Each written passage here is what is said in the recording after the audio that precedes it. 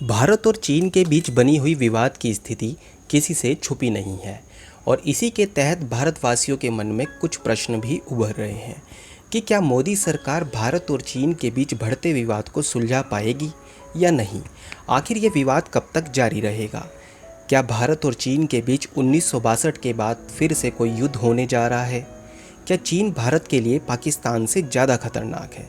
अगर आप भी इन्हीं बातों का जवाब ढूंढ रहे हैं तो वीडियो को अंत तक जरूर देखिएगा, क्योंकि इस वीडियो में सिरेवार तथ्यों के जरिए इन प्रश्नों का जवाब ढूंढने की कोशिश करेंगे। परंतु इससे पहले अभी तक अगर आपने इस चैनल को सब्सक्राइब नहीं किया है तो कर लीजिए।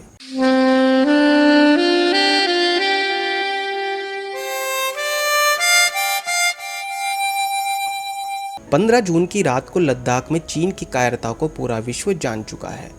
इसी रात को हमारे जवानों पर धोखे से चीन ने वार किया था, जिसमें हमारे 20 सैनिक शहीद हो गए थे।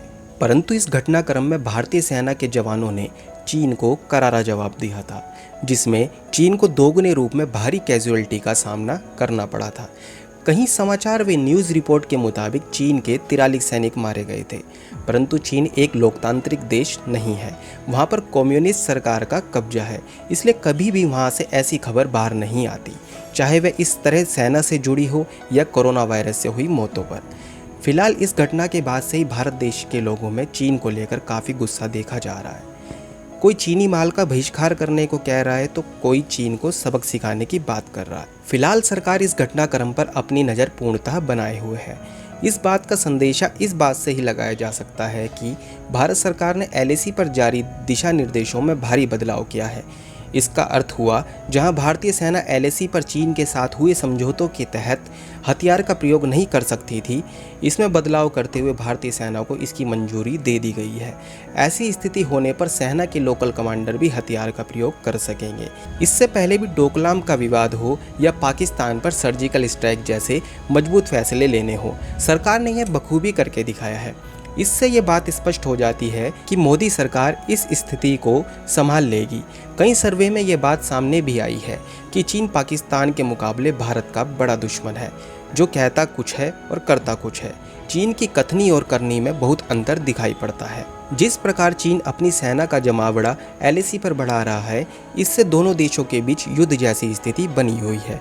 कई देश यहाँ तक अंदेशा लगा रहे हैं कि अगर यह युद्ध हुआ तो परमाणु युद्ध की नौबत ना आ जाए, और अगर ऐसा हुआ तो तबाही का होना निश्चित, क्योंकि दोनों परमाणु संपन्न देश एशिया में सबसे बड़े देशों की लिस्ट में शुमार हैं। इसलिए इस खतरे को देखते हुए भारत सरकार में वर्तमान रक्षा मंत्री S-400 मिसाइल डिफेंस सिस्टम और अनेक हथियारों की डील करने के लिए रूस गए हुए हैं, जिस पर रूस के उप प्रधानमंत्री इवानोविक बोरिसोव द्वारा भारत को यह आश्वासन दिया गया है कि रूस भारत को जल्दी दुनिया का सबसे advance missile defence system S-400 की डिलीवरी जल्द ही करेगा। भारत द्वारा रूस के $7 अरब अर्थात भारतीय मुद्रा में 4000 करोड़ रुपए की डील का करार किया गया है।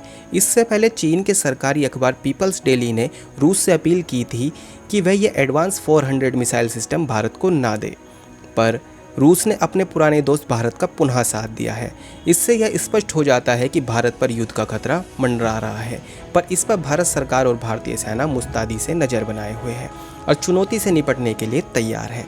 यहाँ पर बस इतना ही। आगे की खबरों को जानने के लिए हमारा चैनल सब्सक्राइब कीजिए और शेयर कीजिए। धन्यवाद।